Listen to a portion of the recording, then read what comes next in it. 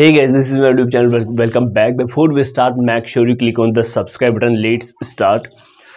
Majorly है जो what is the difference between revolution and rechecking, इसके रिगार्डिंग है जो बात करने वाला है। हालांकि मैं आपको लास्ट में मोस्ट इम्पोर्टेंट थिंग मैं आपको जो बताऊंगा वो भी आप है जो वहाँ तक पहुँचना आप बिल्कुल ईजीली।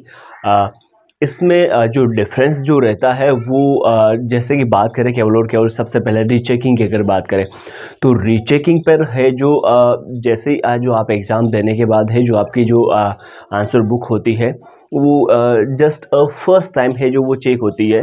देन बाई चांस ही ऐसी बात होती है लगभग 0.01% लगभग डेटॉल की तरह।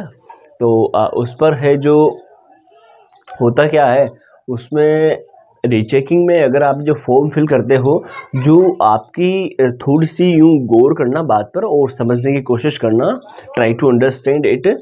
हालांकि इजी लैंग्वेज में मैं आपको बताऊंगा, लेकिन जो आपकी जो ऑलरेडी जो कॉपी जो चेक हुई है उसके बाद है जो आप दोबारा जब कॉपी चेक करवाते हो तो वो होता है एक तो रीचेकिंग। अब रीचेकिंग में क्या होता है उसकी थोड़ी डिटेल अपन जानते हैं।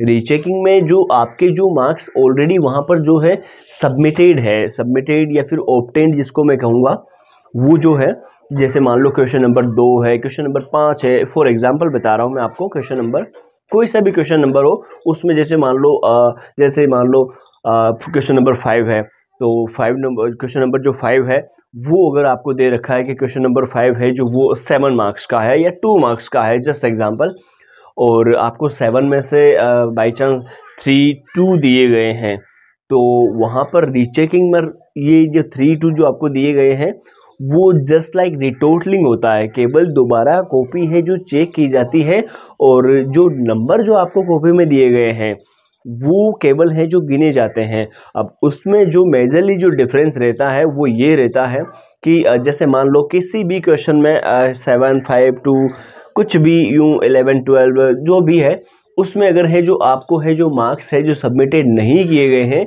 या फिर है जो आपके आंसर बुक जो है आपकी बोर्ड की कॉपी है, यूनिवर्सिटी की जो कॉपी है आपकी, उसमें है जो आपको है जो उसमें मार्क्स नहीं दिए गए हैं, कहने का मतलब ये हो गया कि बाई चांस बाई मिस्टेक है जो चेक करना है जो भूल गए होंगे या फिर है जो अगर आपका वे ऑफ आंसरिंग, अगर आपका आंसर देने का तरीका अच्छा है कि आपने गैप दिया था क्वेश्चन के बीच में तो फिर वो वहाँ पर तो थोड़ी सी है जो फोकस हो जाता है, हाईलाइट हो जाता है। लेकिन अगर आप जस्ट कंटिन्यू अगर आप आंसरिंग कर रहे हो क्वेश्चंस के तो फिर वहाँ पर है जो ऐसे मिस्टेक के जो चांसेस है वो काफ़ी ज़्यादा इंक्रीज़ हो जाते हैं, क्योंकि वहाँ पर है जो कोई अकेले बच्चे की जो आंसर बुक रहे हैं वो नहीं रहती है।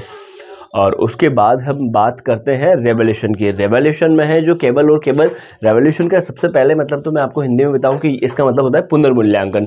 अब पुनर्मूल्यांकन में होता क्या है, जो मूल्यांकन आपका किया गया है, मूल्यांकन अब वो अब आप प्रश्नों का मानो, आपके उत्तरों का मानो या फिर आपके जो अंक है उनका मानो, मार्क्स का यूँ, तो उनका है जो पूरा का पूरा पुनर्मूल्यांकन किया जाता है। इसीलिए रेवोल्यूशन और रीचेकिंग की फ़ीस में भी है जो डिफरेंस होता है, ये भी बात पे थोड़ा सा गौर करना। बाकी है जो अंतिम बात ये है, नीचे है जो आपको किसी भी बोर्ड से हो, किसी भी यूनिवर्सिटी से हो, नीचे आपको कमेंट सेक्शन में पिन करके मैं अभी हेल्पलाइन नंबर मैं प्रोवाइड करवा दूँगा, पिन करवा दूँगा मैं अभी टीम से। तो वो हेल्पलाइन नंबर पे जाकर है जो आप व्हाट्सअप टेक्स्ट कर सकते हो। वहाँ पर आपको ईजिली आपकी मार्कशीट के अकॉर्डिंग, आपके रिजल्ट के अकॉर्डिंग है जो आपको which one is the best option for you revolution, rechecking, retotalling.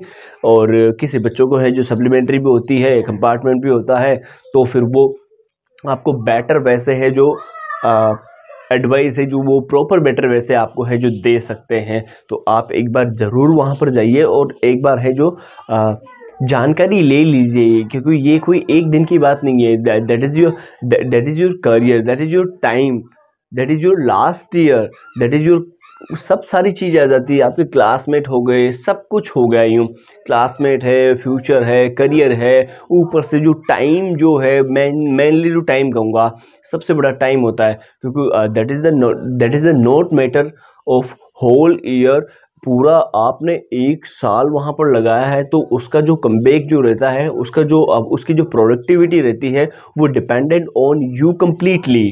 तो होप यू अंडरस्टैंड इट। तो आगे के लिए मैं बेस्ट ऑफ लक कहना चाहूँगा। Thank you so much, see you. Subscribe now please.